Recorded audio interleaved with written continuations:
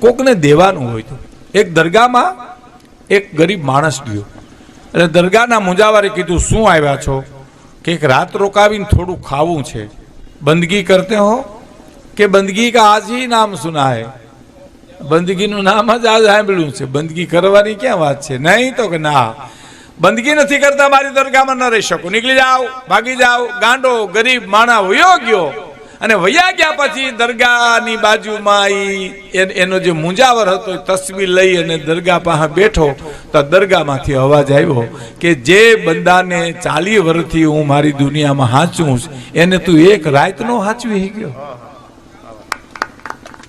અને હવે હાથમાં તસવીર માળા લઈને તું મને છેતરવા માટે બેહી ગયો છો. એવો હું ભોળો છું, છેતરાઈ જાઉં તારાથી? ભગવાન કે આ વાવાઝોડા હું મોકલું છું, મને ગમતો હોય ને તું ઉલારીને દરિયામાં નાખી ન દીધો હોય, પણ જીવે છે, હરે છે, ફરે છે એનું કારણ મારો દીકરો છે. તારે એક રાત નો રોકાવી દીધો ને હવે તું તસબીલ મને છેતરવા માટે બેહી ગયો.